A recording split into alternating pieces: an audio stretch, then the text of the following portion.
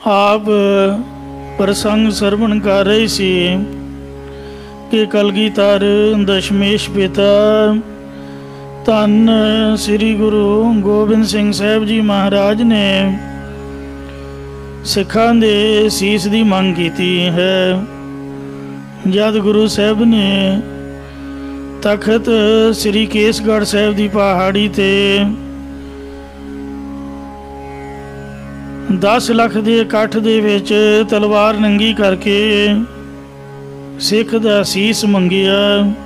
ਉਸ ਵਕਤ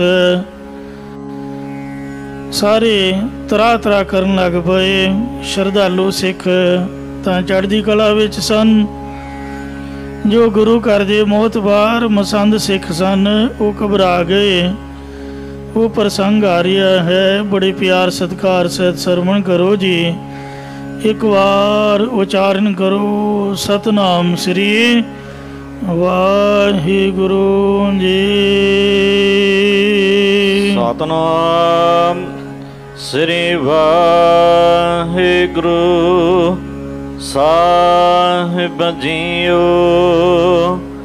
चौपाई सुनत बचन सबा लोकन त्रास।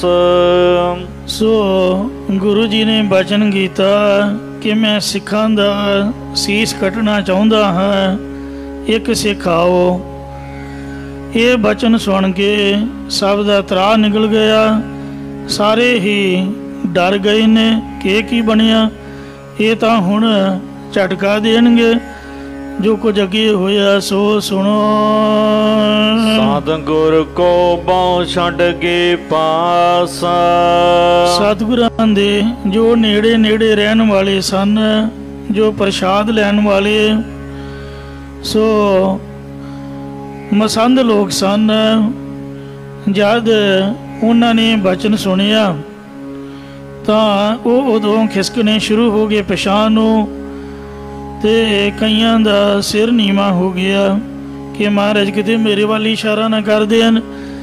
कई बेचारे ओं घबरा गए कि जे मैं अगे बैठा रहा तो बांहों फड़ के किते अगे ही ना आपदी मर्जी ना ही ना खिंच के लै जान। कई अन सतगुरा सिररी कहियो। कईयां ने कहा कि सतगुरु तां बड़ा सिरड़ी हो गया है। देखो ये सिखा नूं ही मारी जा रहा है। भाव सतगुरां ने सान दे खंडा तिखा करवा लिया कि सिखां दा सिर चाहिदा। आ नवीं गल सुनी है। इउं कह के कई तां झोलियां झाड़ के उतों तुर पए ने। सिखी तोड़ना युन चित चाहियो। उन्होंने सिखी तोड़न वाली गल चित विच आई कि आपां ने इन्हां दी सिक्खी नूं हुण तोड़ देना है। भाव सिक्खी नूं छड्ड दईए। गुरु घर दे विच वेखो सुख शांति दी अरदास हुंदी है। मरन थोड़ो आए आ, इथों भजो। इस वास्ते अपनी नहीं निभनी गुरुद्वारे दी सिक्खी। आपा मरना थोड़ो है। कई सुनता कर को ही दौड़े। कई तां जिहड़े मसंद सन जो शकवे कुणके के सो भाग गए एक ठुणके से। वो सतगुरां दी गरजवी आवाज़ सुन करके आपदे घर नूं भज तुरे। कई आवता मिल रस्ते मोड़े। कई अजे रस्ते विच ही आउंदे पए सन। उन्हां नूं राह विचों ही मोड़ लिया है। रस्ते विचों ही मोड़ के लै गए। कहंदे भी उत्थे तां गल हो गई है, उत्थे तां सिर वड्डी जांदे ने, तुसीं किधर नूं तुरे जा रहे हो, इधर नूं आओ। को मिला को अन मिल गयो। कोई तां सतगुरु जी नूं आ मिलिया है, कोई नमस्कार करके पिछले पैरी उत्थे बहिंदे ही बाहर हो गए कनात तो। कई दूरों ही चलो आपां की लैण, फिर वेख लवांगे महाराज दे दर्शन किते भज चले ने। ते इस तरह ਕਈ ਬਿਨਾਂ ਹੀ ਮਿਲਣ ਤੋਂ ਮੱਥਾ ਟੇਕਣ ਤੋਂ ਘਰਾਂ ਨੂੰ ਮੁੜ ਤੁਰੇ ਹਨ। ਵੇਗ ਭਜਤਾ ਅਨ ਮਗਰ ਨ ਤਕਿਓ। ਇੰਨੀ ਤੇਜ਼ੀ ਦੇ ਨਾਲ ਦੌੜੇ ਨੇ ਕਿ ਉਹਨਾਂ ਪਿੱਛਾ ਭੌਂ ਕੇ ਨਹੀਂ ਦੇਖਿਆ। ਕਉ ਕਹੈ ਅਨ ਮਸੰਦਨ ਸੁਤ ਮਾਰੇ। ਕਈ ਆਪਦੀਆਂ ਗੱਲਾਂ ਮਾਰਦੇ ਨੇ ਕਿ ਵੇਖੋ ਜੀ, ਜਿਹੜੇ ਗੁਰੂ ਅਮਰਦਾਸ ਮਹਾਰਾਜ ਜੀ ਤੋਂ ਵੱਡੇ ਸਤਿਗੁਰਾਂ ਤੋਂ ਮਸੰਦ ਤੁਰੇ ਆ ਰਹੇ ਸਨ, ਉਹਨਾਂ ਦੇ ਪੁੱਤ ਵੀ ਮਸੰਦ ਸਨ। ਉਹਨਾਂ ਕਈਆਂ ਮਸੰਦਾਂ ਨੂੰ ਇਹਨਾਂ ਨੇ ਮਾਰ ਕੱਤਿਆ ਤੇ ਛੱਡਣਾ ਅੱਜ ਵੀ ਨਹੀਂ ਹੈ। ਜੇ ਕਹਿੰਦੇ ਨਾ ਵੀ ਸਿੱਖਾਂ ਦੇ ਸਿਰ ਲੈਣੇ ਨੇ, ਇਹ ਲੈ ਕੇ ਰਹਿਣਗੇ, ਬੜੇ ਸਿਰੜੀ ਹਨ। ਆਦ ਨਿਰਦਾਈ ਐਸ ਪੁਕਾਰੇ। ਕਈ ਤਾਂ ਇਸ ਤਰ੍ਹਾਂ ਬੋਲਦੇ ਨੇ ਕਿ ਗੁਰੂ ਜੀ ਨਿਰਦਈ ਹੋ ਗਏ ਹਨ। ਇਹਨਾਂ ਦੇ ਮਨ ਦੇ ਵਿੱਚ ਥੋੜੀ ਵੀ ਦਇਆ ਨਹੀਂ ਹੈ, ਜੋ ਸਿੱਖਾਂ ਨੂੰ ਝਟਕਾਉਣ ਲੱਗ ਪਏ। ਰਹੀ ਬਾਤ ਮਝਲਨ ਸਿਰ ਆਏ। ਹੁਣ ਮਝੈਲ ਸਿੱਖਾਂ ਦੀ ਗੱਲ ਆ ਟਕੀ ਹੈ। ਹੋ ਤੋ ਅੰਮ੍ਰਿਤ ਸਾਰ ਜਿਨੈ ਸਹਾਏ। ਜਿਨ੍ਹਾਂ ਦੇ ਸ੍ਰੀ ਅੰਮ੍ਰਿਤਸਰ ਜੀ ਸਹਾਇਕ ਹਨ, ਕਿਉਂਕਿ ਜਦੋਂ ਸ੍ਰੀ ਅੰਮ੍ਰਿਤਸਰ ਸਾਹਿਬ ਸਰੋਵਰ ਬਣਾਇਆ ਹੈ ਤੇ ਇਹਦਾ ਨਾਮ ਹੀ ਅੰਮ੍ਰਿਤਸਰ ਹੈ। ਮਤਲਬ ਕਿ ਜਿਹਦੇ ਵਿੱਚ ਮੁਰਦੇ ਵੀ ਜਿਉਂਦੇ ਹੋ ਜਾਂਦੇ ਨੇ। ਜਿਨ੍ਹਾਂ ਨੇ ਇਸ਼ਨਾਨ ਕੀਤਾ ਹੈ, ਅੰਮ੍ਰਿਤ ਸਰੋਵਰ ਦਾ ਅੰਮ੍ਰਿਤ ਜਲ ਛਕਿਆ, ਉਹਨਾਂ ਦੀ ਕਾਇਰਤਾ ਜਾਂਦੀ ਰਹੀ। ਮਝੈਲਾਂ ਦੀ ਬਹਾਦਰੀ ਦਾ ਇਹੀ ਕਾਰਨ ਬਣਿਆ ਕਿ ਜਦੋਂ ਤੋਂ ਅੰਮ੍ਰਿਤ ਸਰੋਵਰ ਬਣਿਆ ਹੈ, ਉਸ ਦਿਨ ਤੋਂ ਇਹ ਦਲੇਰੇ ਮਰਦ ਬਣ ਗਏ ਨੇ। ਇਹਨਾਂ ਦੇ ਮਨ ਦੇ ਵਿੱਚੋਂ ਭੈ ਨਿਕਲ ਗਿਆ ਹੈ ਮੌਤ ਦਾ। ਭਾਈ ਗੁਰਦਾਸਾ ਤੈਨ ਬਚਨ ਵਿਚਾਰੇ। ਉਹਨਾਂ ਸਿੱਖਾਂ ਨੇ ਭਾਈ ਗੁਰਦਾਸ ਸਾਹਿਬ ਜੀ ਦੇ ਬਚਨਾਂ ਨੂੰ ਆਪਣੇ ਮਨ ਦੇ ਵਿੱਚ ਵਿਚਾਰਿਆ ਹੈ। ਗੁਰ ਸੰਗ ਬਤਾਵੈ ਸਿੱਖ ਸਿਦਕ ਨਹਾਰੇ। ਵਰਤਾਵੈ, ਜੇ ਗੁਰ ਸੰਗ ਵਰਤਦਾ ਸਿੱਖ ਸਿਦਕ ਨਾ ਹਾਰੇ। ਭਾਈ ਗੁਰਦਾਸ ਜੀ ਨੇ ਲਿਖਿਆ ਕਿ ਜੇ ਗੁਰੂ ਜੀ ਸਾਂਗ ਵਰਤਾਉਣ ਤਾਂ ਵੀ ਜੋ ਸਿੱਖ ਹੈ ਉਹ ਸਿਦਕ ਨੂੰ ਨਾ ਹਾਰੇ। ਇਹ ਮਹਾਰਾਜ ਨੇ ਹੁਣ ਸਾਂਗ ਬਣਾਇਆ ਹੈ ਤੇ ਆਪਾਂ ਨੂੰ ਚਾਹੀਦਾ ਕਿ ਆਪਾਂ ਸਿਦਕ ਨਾ ਹਾਰੀਏ। ਗੁਰੂ ਪਰਵਾਸੇ ਸਿੱਖ ਜੋ ਰਾਹ ਹੈ। ਭਾਈ ਸਾਹਿਬ ਜੀ ਕਹਿੰਦੇ ਨੇ ਕਿ ਗੁਰੂ ਦੇ ਭਰੋਸੇ ਤੇ ਜੋ ਸਿੱਖ ਰਹਿੰਦਾ ਹੈ, ਜਿਹੜਾ ਗੁਰੂ ਹੈ ਉਹਨੂੰ ਸੋ ਜੀਵਨ ਬਖਸ਼ ਦਿੰਦਾ ਹੈ। ਜਿਹਨੂੰ ਜੀਵਨ ਜਾਚ ਬਖਸ਼ੀ ਹੈ ਉਹ ਤੇ ਕਿਰਪਾ ਹੋ ਗਈ। ਉਹ ਆਪਦੀ ਜ਼ਿੰਦਗੀ ਦੀ ਡੋਰੀ ਗੁਰੂ ਦੇ ਹੱਥ ਫੜਾ ਦਿੰਦਾ ਹੈ, ਚਾਹੇ ਮਾਰ ਲਏ ਚਾਹੇ ਰੱਖ ਲਏ। ਮਾਨੈ ਹੁਕਮ ਗੁਰੂ ਜੋ ਕਾਹੈ। ਜੋ ਗੁਰੂ ਮਹਾਰਾਜ ਹੁਕਮ ਦੇਣ ਸੋਈ ਉਹ ਸਿੱਖ ਮੰਨਦਾ ਰਹੇ। ਗੁਰੂ ਦੇ ਹੁਕਮ ਨੂੰ ਸਿਰ ਮੱਥੇ ਪ੍ਰਵਾਨ ਕਰੇ। ਦੋਹਰਾ ਜਬ ਤੇ ਮਾਝੇ ਦੇ ਸਮੈ। ਭਾਈ ਰਤਨ ਸਿੰਘ ਜੀ ਕਹਿੰਦੇ ਨੇ ਕਿ ਇਹਦਾ ਕਾਰਨ ਸਿੱਖੀ ਸਿਦਕ ਦਾ ਕਿਵੇਂ ਹੈ ਕਿ ਜਦੋਂ ਤੋਂ ਗੁਰੂ ਜੀ ਨੇ ਮਾਝੇ ਦੇਸ਼ ਵਿੱਚ ਸ੍ਰੀ ਗੋਰਾ ਲਵਾਇਓ ਤਾਲ। ਗੁਰੂ ਸਾਹਿਬ ਨੇ ਅੰਮ੍ਰਿਤ ਸਰੋਵਰ ਬਣਵਾਇਆ ਹੈ। ਸ੍ਰੀ ਗੁਰੂ ਅਰਜਨ ਦੇਵ ਸਾਹਿਬ ਜੀ ਮਹਾਰਾਜ ਨੇ ਪੌੜ ਸਾਹਿਬ ਪੱਕੇ ਕਰਵਾ ਕੇ ਤੇ ਜਲ ਛੱਡਿਆ ਹੈ। ਪਾਪ ਕਰੈ ਜੋ ਕੋ ਸਿੱਖਾ। ਜਿਹੜਾ ਵੀ ਸਿੱਖ ਇਹਦੇ ਵਿੱਚ ਇਸ਼ਨਾਨ ਕਰਦਾ ਹੈ ਔਰ ਉਹਨੇ ਪਿਛਲੇ ਜਨਮਾਂ ਦੇ ਵਿੱਚ ਜਿਹੜੇ ਵੀ ਪਾਪ ਕੀਤੇ ਹੁੰਦੇ ਨੇ, ਇਹ ਨਹੀਂ ਵੀ ਇਸ਼ਨਾਨ ਕਰਕੇ ਮੁੜ ਕੇ ਫਿਰ ਜੋ ਮਰਜ਼ੀ ਕਰੀ ਜਾਏ, ਮੁੜ ਕੇ ਫਿਰ ਮੱਸਿਆ ਜਾ ਕੇ ਵਿਸਾਖੀ ਨਾ ਆਵੇ, ਇੰਜ ਨਹੀਂ। ਮਤਲਬ ਆਗੇ ਸਮਝ ਚਲੋ ਆਨੰਦ ਲਾਲਾ ਪਾਛੈ ਜੋ ਬੀਤੀ ਜੋ ਸੋ ਬੀਤੀ। ਪਿਛਲੇ ਔਗਣ ਬਖਸ਼ ਲਏ ਪ੍ਰਭ, ਗਾਂ ਵਾਲੇ ਨਹੀਂ ਬਖਸ਼ੂਗਾ ਪ੍ਰਮਾਤਮਾ। ਇਹ ਗੱਲ ਗਲਤ ਹੈ। ਜਿੰਨਾ ਮਰਜ਼ੀ ਝੂਠ ਵੱਢੀ ਜਾਓ, ਜੋ ਮਰਜ਼ੀ ਬੋਲੀ ਜਾਓ, ਇਹ ਗੱਲ ਨਹੀਂ ਬਣਦੀ। ਵੀ ਅੰਮ੍ਰਿਤ ਵੀ ਛਕ ਲਓ ਤੇ ਸਭ ਕੁਝ ਕਰੀ ਵੀ ਜਾਓ, ਮੁੜ ਕੇ ਫੇਰ ਕਹੋ ਵੀ ਮਾਫੀ ਮਿਲ ਜਾਊਗੀ। ਇੰਜ ਨਹੀਂ ਹੁੰਦਾ। ਮਾਫੀ ਉਸ ਚੀਜ਼ ਦੀ ਹੈ ਜੋ ਅਣਜਾਣ ਬੁਣੀ 'ਚ ਗਲਤੀ ਹੋਈ। ਜਿਹੜੀ ਜਾਣ ਬੁੱਝ ਕੇ ਕੀਤੀ ਉਹਦੀ ਤਾਂ ਸਜ਼ਾ ਮਿਲੂਗੀ, ਤੇ ਸਜ਼ਾ ਜਿਹੜਾ ਅਣਜਾਣ ਬੰਦਾ ਉਹਨੂੰ ਘੱਟ ਮਿਲਦੀ, ਜਿਹੜਾ ਜਾਣ ਬੁੱਝ ਕੇ ਕਰਦਾ ਉਹਨੂੰ ਡਬਲ ਮਿਲਦੀ ਹੈ। ਤੇ ਇਸ ਵਾਸਤੇ ਜਿਹੜਾ ਮਹਾਰਾਜ ਆ ਉਹ ਪਿਛਲੇ ਔਗਣ ਬਖਸ਼ਦਾ, ਗਾਂਹ ਵਾਲੇ ਨਹੀਂ ਬਖਸ਼ਦਾ। ਉਹਦੀ ਸਜ਼ਾ ਭੁਗਤਣੀ ਪਊਗੀ। ਪਿਛਲੇ ਔਗਣ ਬਖਸ਼ ਲਏ ਪ੍ਰਭ ਆਗਿਆ ਮਾਰਗ ਪਾਵੇ। ਜੇ ਸਿੱਧੇ ਰਸਤੇ ਤੁਰਿਆ ਜਾਏ ਤਾਂ ਠੀਕ ਹੈ। ਮਨ ਸਾਫ਼ ਰੱਖੇ, ਹੱਥ ਜੋੜ ਕੇ ਬੇਨਤੀ ਕਰੇ, ਨਰ ਅਚੇਤ ਪਾਪ ਤੇ ਡਰੇ। ਇਹ ਬੰਦਿਆ ਅਚਨਚੇਤ ਵੀ ਪਾਪ ਨਾ ਹੋ ਜਾਏ, ਇਹਦੇ ਤੋਂ ਵੀ ਡਰ। ਜਿਹੜੇ ਇਸ ਤਰ੍ਹਾਂ ਹਮੇਸ਼ਾ ਡਰ ਦੇ ਵਿੱਚ ਵਿਚਰਦੇ ਨੇ, ਗੁਰੂ ਦੀ ਭੈ ਭਾਵਨੀ ਵਿੱਚ ਰਹਿ ਕੇ ਪ੍ਰੇਮਾ ਭਗਤੀ ਕਰਦੇ ਨੇ, ਤਾਂ ਰਾਮਦਾਸ ਸਰੋਵਰ ਨਹਾਤੇ ਸਭ ਉਤਰੇ ਪਾਪ ਕਮਾਤੇ। ਪਿਛਲੇ ਕਮਾਈ ਹੋਏ ਪਾਪ ਉਹਨਾਂ ਦੇ ਸਾਰੇ ਉਤਰ ਜਾਂਦੇ ਹਨ। ਨਿਰਮਲ ਹੋਏ ਕਰ ਇਸਨਾਨ, ਗੁਰਪੂਰੈ ਕੀਨੇ ਦਾਨ। ਨਾਵਤ ਹੋਤ ਨਿਹਾਲ। ਬਸ ਅੰਮ੍ਰਿਤ ਸਰੋਵਰ ਦਾ ਵੱਡਾ ਗੁਣ ਇਹੀ ਹੈ ਕਿ ਕਿੰਨੇ ਮਰਜ਼ੀ ਪਾਪ ਕੀਤੇ ਹੋਣ, ਇੱਕ ਵਾਰ ਚੁੱਭਾ ਲਾਉਣ ਤੋਂ ਸਾਰੇ ਹੀ ਦੂਰ ਹੋ ਜਾਂਦੇ ਨੇ। ਸਿੱਖ ਨਿਰਮਲ ਹੋ ਜਾਂਦਾ ਹੈ। ਸੋਰਠ ਮਹਲਾ ਪੰਜਵਾ। ਇਸ ਗੱਲ ਵਿੱਚ ਗੁਰਬਾਣੀ ਦਾ, ਸਤਿਗੁਰਾਂ ਦਾ ਆਪਦਾ ਸ੍ਰੀ ਮੁੱਖ ਵਾਕ ਹੈ। ਸੋਰਠ ਮਹਲਾ ਪੰਜਵਾ। ਪੰਜਵੇਂ ਪਾਤਸ਼ਾਹ ਸ੍ਰੀ ਗੁਰੂ ਅਰਜਨ ਦੇਵ ਜੀ ਸੋਰਠ ਰਾਗ ਵਿੱਚ ਇਹ ਪਾਵਨ ਸ਼ਬਦ ਉਚਾਰ ਰਹੇ ਨੇ। ਵਿੱਚ ਕਰਤਾ ਪੁਰਖ ਖਲੋਆ। ਜੋ ਕਰਤਾਰ ਸਰਬ ਵਿਆਪਕ ਹੈ, ਉਹ ਆਪ ਵਿੱਚ ਪੈ ਕੇ ਸਹਾਇਤਾ ਕਰਦਾ ਹੈ। ਸਰਬ ਵਿਆਪਕ ਕਰਤਾਰ ਆਪ ਉਸ ਦੀ ਸਹਾਇਤਾ ਕਰਦਾ ਹੈ। ਵਾਲ ਨਵਿੰਗਾ ਹੋਆ। ਮਤਲਬ ਵਿਚੋਲਗੀ ਕਰਦਾ ਹੈ ਧਰਮਰਾਜ ਜੀ ਦੀ ਦਰਗਾਹ ਵਿੱਚ। ਕਿੰਨੇ ਇਸ਼ਨਾਨ ਕੀਤਾ ਹੈ, ਇਹਨੇ ਪਾਠ ਕੀਤਾ ਹੈ, ਇਹਨੂੰ ਬਖਸ਼ ਦਿਓ।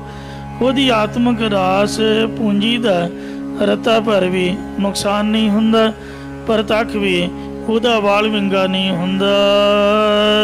ਮੱਜਨ ਗੁਰ ਅੰਦਰ ਸੇ।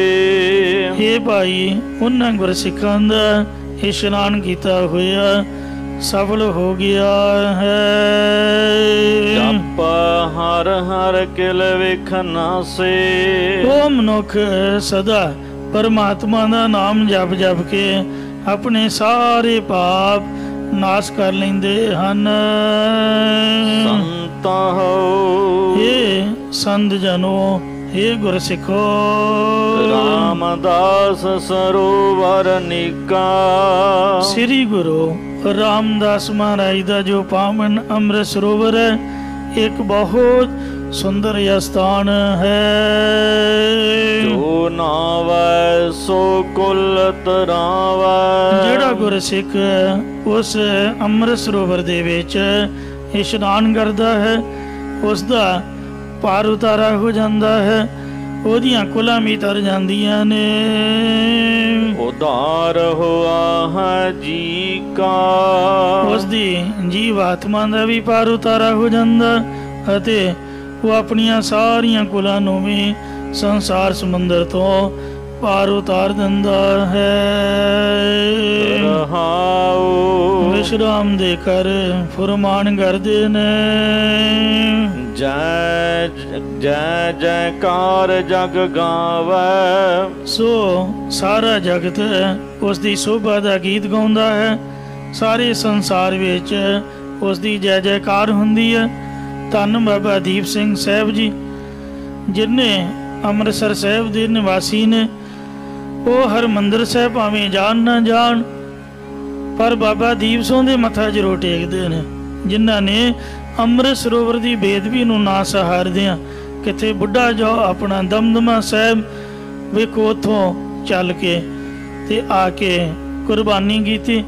ਤੁਰਕਾਂ ਤੋਂ ਦਰਬਾਰ ਸਾਹਿਬ ਆਜ਼ਾਦ ਕਰਾ ਕੇ ਤੇ ਅੰਮ੍ਰਿਤ ਸਰੋਵਰ ਦੀ ਫਿਰ ਬਾਅਦ ਵਿੱਚ ਬਾਬਾ ਜੀ ਤਾਂ ਸ਼ਹੀਦੀ ਪਾ ਗਏ। ਸਿੱਖਾਂ ਨੇ ਫਿਰ 2.5-3 ਸਾਲਾਂ ਜੀ ਉਸ ਤਰ੍ਹਾਂ ਹੀ ਬਣਾ ਦਿੱਤਾ ਸੀ ਸਾਰਾ ਕੁਛ।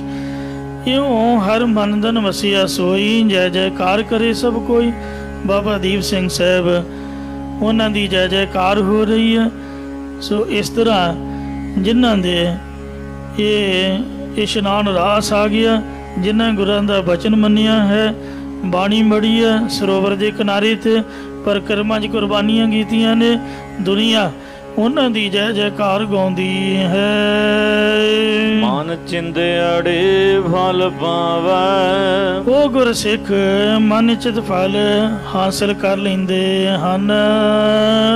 ਸਹੀ ਸਲਾਮਤ ਨਾਏ ਆਏ, ਅੰਮ੍ਰਿਤ ਸਰੋਵਰ ਵਿੱਚ ਇਸ਼ਨਾਨ ਕਰਕੇ ਸਹੀ ਸਲਾਮਤ ਹੁਣ ਆ ਗਏ ਹਾਂ। ਆਪਣੇ ਆਤਮਿਕ ਜੀਵਨ ਦੀ ਰਾਸ ਪੂੰਜੀ ਨੂੰ ਪੂਰਨ ਤੌਰ ਤੇ ਉਹ ਗੁਰਸਿੱਖ ਮਤਲਬ ਬਚਾ ਲੈਂਦਾ ਹੈ। ਆਪਣਾ ਪ੍ਰਭੂ ਤੇ ਆਏ, ਇਹ ਭਾਈ ਜਿਹੜਾ ਗੁਰਸਿੱਖ ਅੰਮ੍ਰਿਤ ਸਰੋਵਰ ਵਿੱਚ ਇਸ਼ਨਾਨ ਕਰਕੇ ਆਪਣੇ ਵਾਹਿਗੁਰੂ ਜੀ ਦਾ ਸਿਮਰਨ ਕਰਦਾ ਹੈ, ਉਸ ਦਾ ਆਰਾਧਨ ਕਰਦਾ ਹੈ, ਉਹ ਆਤਮ ਦੀ ਜਿਹੜੀ ਆਤਮਿਕ ਪੂੰਜੀ ਹੈ ਉਸ ਨੂੰ ਬਚਾ ਲੈਂਦਾ ਹੈ। ਸੰਤ ਸਰੋਵਰ ਨਾਵੈ, ਇਹ ਭਾਈ ਜਿਹੜਾ ਗੁਰਸਿੱਖ ਸੰਤਾਂ ਦੇ ਸਰੋਵਰ ਵਿੱਚ ਇਸ਼ਨਾਨ ਕਰਦਾ ਹੈ। ਸੰਤ ਕੌਣ ਨੇ? ਸ੍ਰੀ ਗੁਰੂ ਰਾਮਦਾਸ ਜੀ, ਜਿਨ੍ਹਾਂ ਨੂੰ ਗੁਰੂ ਅਰਜਨ ਸਾਹਿਬ ਨੇ ਸੰਤ ਆਖਿਆ। ਭਾਗ ਹੋਆ ਗੁਰ ਸੰਤ ਮਿਲਾਇਆ।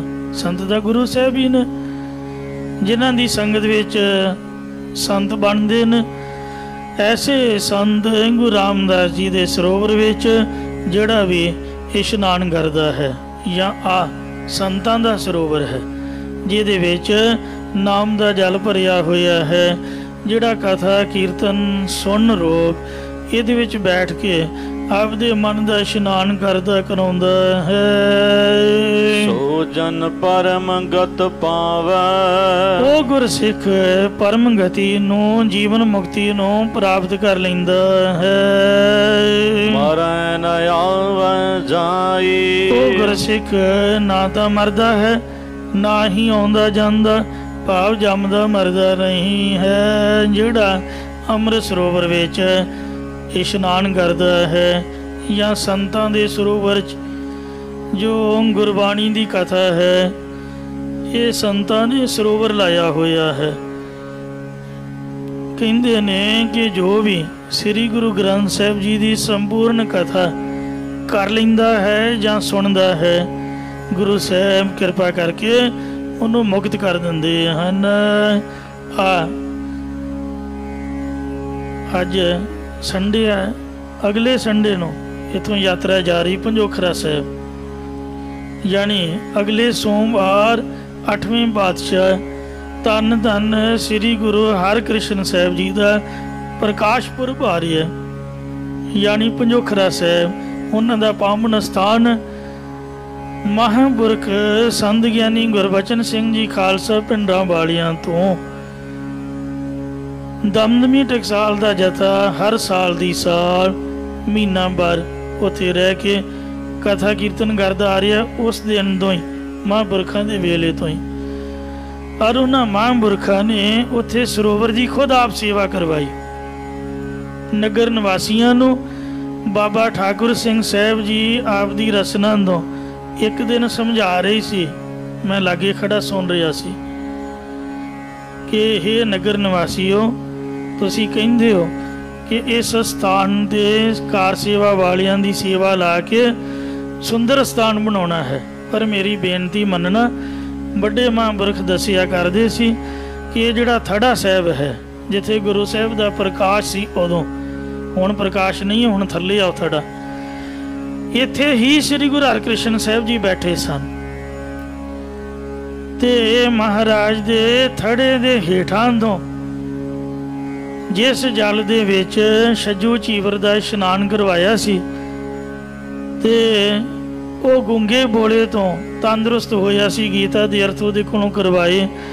ਇੱਥੋਂ ਜਲ ਦੀ ਧਾਰਾ ਸਰੋਵਰ ਵਿੱਚ ਜਾਂਦੀ ਹੈ, ਤੇ ਥੜੇ ਨੂੰ ਨਾ ਛੇੜਿਓ। ਜੋ ਪੁਰਾਤਨਤਾ ਹੈ ਇਸ ਨੂੰ ਕਾਇਮ ਰੱਖਣਾ ਚਾਹੀਦਾ।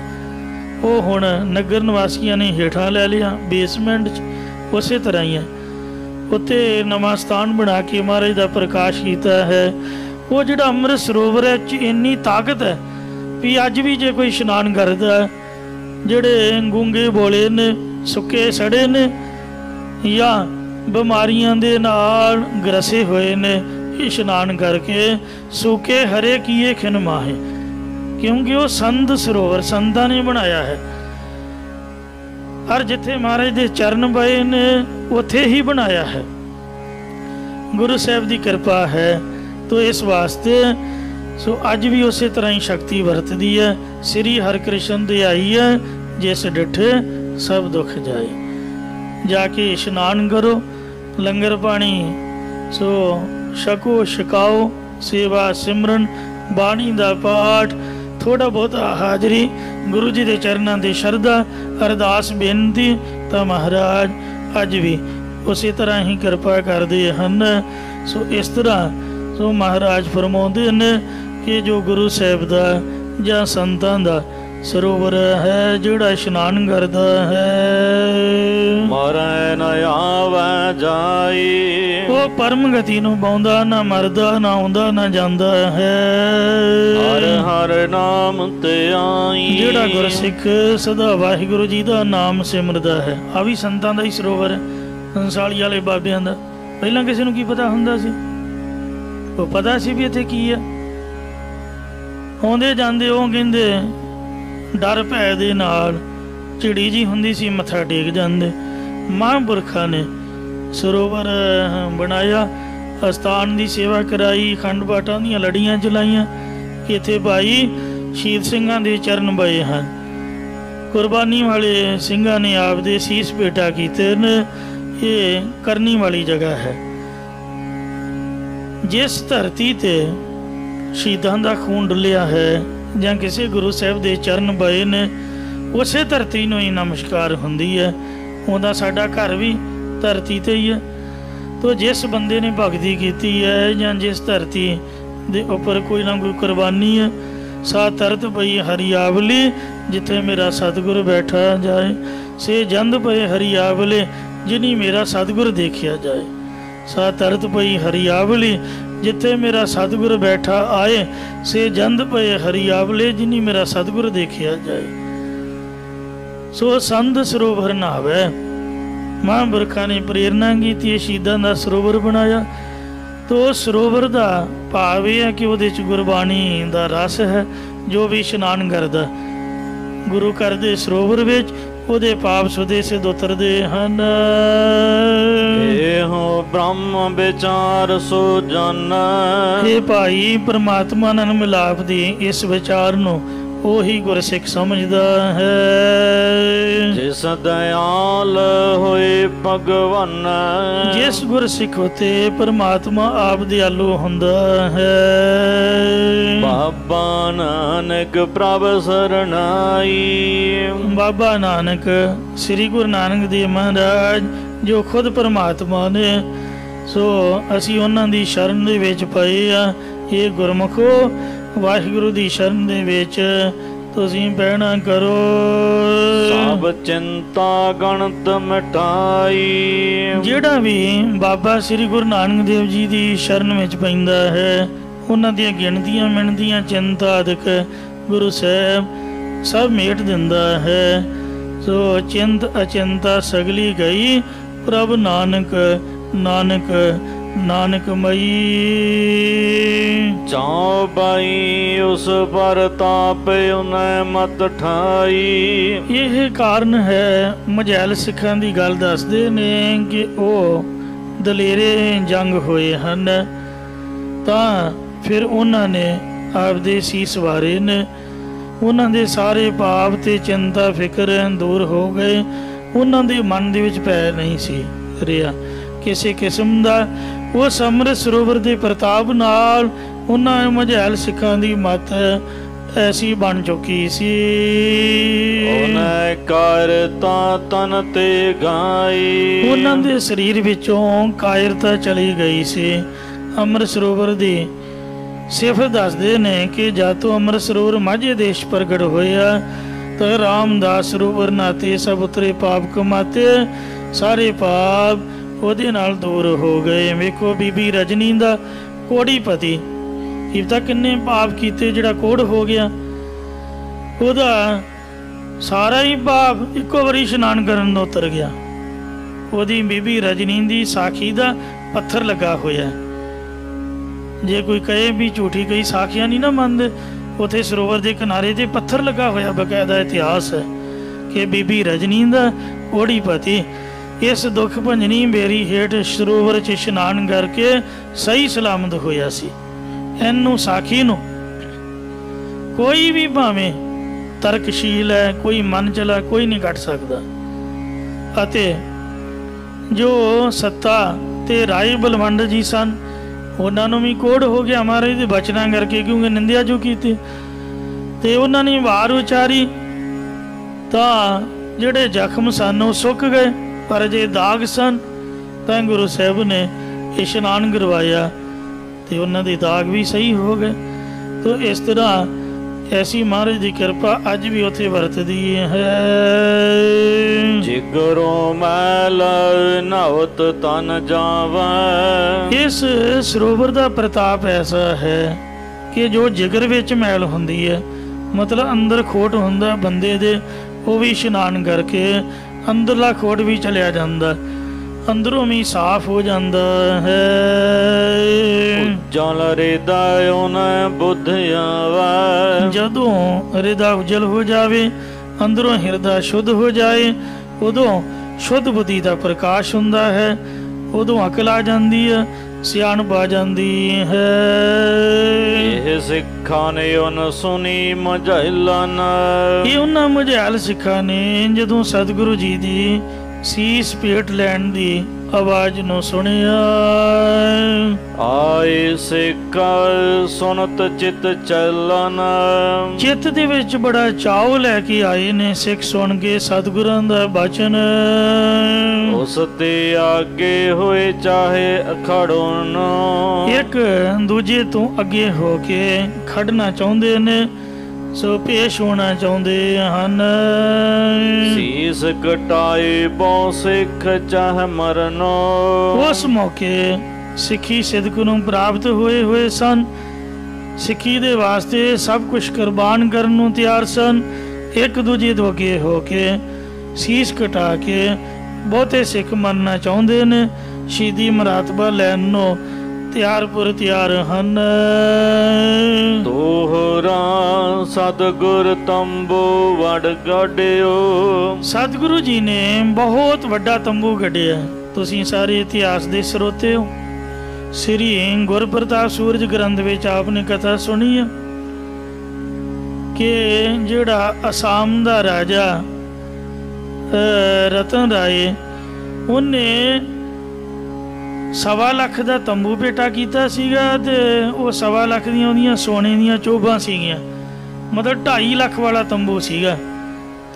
ਉਹ ਤੰਬੂ ਐਸਾ ਸੀ ਕਿ ਉਹਦੇ 'ਚ ਕਨਾਤਾਂ ਬੜੀਆਂ ਸਨ। ਉਹ ਜਿਹੜਾ 2.5 ਲੱਖ ਵਾਲਾ ਤੰਬੂ ਸੀਗਾ ਅਸਾਮ ਦੇ ਰਾਜੇ ਦਾ ਭੇਟਾ ਕੀਤਾ ਹੋਇਆ, ਉਹੀ ਤੰਬੂ ਅੱਜ ਲੱਗਾ ਹੋਇਆ ਹੈ ਤੇ ਵਿੱਚ ਸ੍ਰੀ ਗੁਰੂ ਗ੍ਰੰਥ ਸਾਹਿਬ ਮਹਾਰਾਜ ਦਾ ਬਹੁਤ ਸੁੰਦਰ ਅਸਥਾਨ ਬਣਾ ਕੇ ਪ੍ਰਕਾਸ਼ ਕੀਤਾ ਹੋਇਆ ਹੈ। ਕਨਾਤ ਸੁਗਿਰਦ ਲਵਾਏ। ਕਿਉਂਕਿ ਉਹ ਤੰਬੂ ਬਣਿਆ ਹੀ ਇਸ ਤਰ੍ਹਾਂ ਦਾ ਸੀਗਾ, ਉਹਦੇ ਆਲੇ ਦੁਆਲੇ ਕਾਫੀ ਕਨਾਤਾਂ ਸੀਗੀਆਂ, ਉਹ ਸਾਰੀਆਂ ਹੀ ਕਨਾਤਾਂ ਉਹਦੇ ਨਾਲ ਦੀਆਂ ਹੀ ਪੂਰੇ ਦਾ ਪੂਰਾ ਸੈੱਟ ਬੜਾ ਸੁੰਦਰ ਤਰੀਕੇ ਨਾਲ ਲਾਇਆ ਹੋਇਆ ਹੈ। ਸਤਿਗੁਰ ਮੰਗੇ ਸਤਿਗੁਰ ਮੰਗੇ ਸੀਸ ਜੇਮਾ। ਜਦੋਂ ਸਤਿਗੁਰਾਂ ਨੇ ਸੀਸ ਮੰਗੇ ਤਰੇ ਆਏ ਮਝੈਲ। ਤਾਂ ਮਝੈਲ ਸਿੱਖ ਜਿਨ੍ਹਾਂ ਦੀ ਅੰਦਰ ਮੈਲ ਨਹੀਂ ਸੀ, ਕਾਇਰਤਾ ਨਹੀਂ ਸੀ, ਉਹ ਨਿਤਰੇ ਹਨ ਅੱਗੇ ਹੋ ਕੇ। ਕਰ ਇਸ਼ਨਾਨ ਓ ਧੂਪ ਅੰਗ ਕਰ। ਸਤਿਗੁਰੂ ਮਹਾਰਾਜ ਜੀ ਦਾ ਹੁਕਮ ਸੁਣ ਕਰਕੇ ਇਸ਼ਨਾਨ ਕਰਕੇ ਸਰੀਰ ਨੂੰ ਧੂਪ ਦੇ ਕੇ ਸਨੱਧਬੱਧ ਹੋ ਕੇ ਹਾਜ਼ਰ ਹੋਏ ਹਨ। ਖੁਸ਼ੀ ਸੁਆਏ ਬੜ ਸ਼ੈਲ। ਅਤੇ ਬੜੇ ਜਵਾਨ ਸਿੰਘ ਖੁਸ਼ੀ ਅੱਗੇ ਹੋਏ ਆਏ। ਚੌਬਾਈ ਹੁਤ ਸਤਿਗੁਰ ਪੰਜ ਸਿੱਖ ਬੁਲਾਏ। ਸਾਧ ਸੰਗਤ ਜੀਓ, ਗੁਰੂ ਮਹਾਰਾਜ ਨੇ ਪਹਿਲਾਂ ਇੱਕ ਸੀਸ ਮੰਗਿਆ ਤਾਂ ਲਾਹੌਰ ਦਾ ਰਹਿਣ ਵਾਲਾ ਪਿਆਰੇ ਦਇਆ ਸਿੰਘ ਜੀ ਉੱਠ ਕੇ ਖੜਾ ਹੋਇਆ। ਉਹਦਾ ਸੀਸ ਤੰਬੂ ਦੇ ਵਿੱਚ ਗੁਰੂ ਸਾਹਿਬ ਨੇ ਧੜ ਤੋਂ ਅਲੱਗ ਕਰ ਦਿੱਤਾ। ਫਿਰ ਦੂਜੀ ਵਾਰ ਇੱਕ ਸਿੱਖ ਦਾ ਸੀਸ ਮੰਗਿਆ ਤਾਂ ਦਿੱਲੀ ਦੇ ਰਹਿਣ ਵਾਲੇ ਪਿਆਰੇ ਧਰਮ ਸਿੰਘ ਜੀ ਉੱਠੇ। ਮੇਰੇ ਖਿਆਲ ਮੁਤਾਬਕ ਕੋਈ ਮਾਲਵੇ ਮਾਝੇ ਦੀ ਕਿਤੇ ਗੱਲ ਹੀ ਨਹੀਂ। ਮਾਲਵੇ ਮਾਝੇ ਤੋਂ ਦਿੱਲੀ ਬੜੀ ਦੂਰ ਚਲੀ ਗਈ। ਦਿੱਲੀ ਤੋਂ ਵੀ ਗਾਂਹ ਵੇਖੋ ਅੱਗੇ ਦੀ ਅੱਗੇ ਪੰਜ ਪਿਆਰੇ। ਗੱਲ ਤਾਂ ਸਿੱਖੀ ਦੀ ਹੈ। ਜਿੱਥੇ ਗੁਰੂ ਸਾਹਿਬ ਨੇ ਕਿਰਪਾ ਕੀਤੀ ਉੱਥੋਂ ਸਿੱਖ ਆਏ ਨੇ। ਪਿਆਰੇ ਦਇਆ ਸਿੰਘ ਜੀ, ਪਿਆਰੇ ਧਰਮ ਸਿੰਘ ਜੀ, ਪਿਆਰੇ ਹਿੰਮਤ ਸਿੰਘ ਜੀ, ਪਿਆਰੇ ਮੋਹਕਮ ਸਿੰਘ ਜੀ, ਪਿਆਰੇ ਸਾਹਿਬ ਸਿੰਘ ਜੀ, ਇਹ ਪੰਜਾਬੋਂ ਬਾਹਰ ਦੇ ਨੇ। ਮਾਝੇ ਮਾਲਵੇ ਦੇ ਤੇ ਸਵਾਲ ਹੀ ਖਤਮ ਹੋ ਗਿਆ। ਤੇ ਇਸ ਵਾਸਤੇ ਇੱਕੋ ਹੀ ਲਾਹੌਰ ਦਾ ਹੈ ਪਿਆਰੇ ਦਇਆ ਸਿੰਘ ਜੀ। ਤੋ ਇਹ ਪੰਜ ਸਿੱਖਾਂ ਦੇ ਸੀਸ ਗੁਰੂ ਮਹਾਰਾਜ ਜੀ ਨੇ ਸਾਧ ਸੰਗਤ ਜੀਓ ਤਲਵਾਰ ਨਾਲੋਂ ਤਲਵਾਰ ਚਲਾ ਕੇ ਧੜ ਨਾਲੋਂ ਜੁਦਾ ਕੀਤੇ ਨੇ।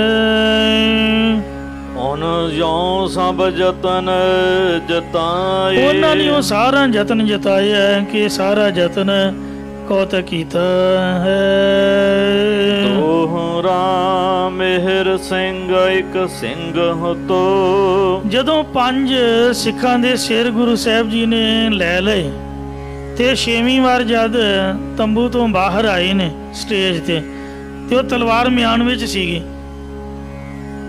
ਤੇ ਮੁੜ ਕੇ ਫਿਰ ਸਾਰੇ ਉੱਠ ਕੇ ਖੜੇ ਹੋ ਗਏ। ਕਹਿੰਦੇ ਲੈ ਮਹਾਰਾਜ ਤੁਸੀਂ ਤਲਵਾਰ ਹੀ ਮਿਆਨ 'ਚ ਪਾ ਲਈ ਵੀ ਆਪਾਂ ਤਾਂ ਪਹਿਲਾਂ ਹੀ ਤਿਆਰ ਸੀਗੇ।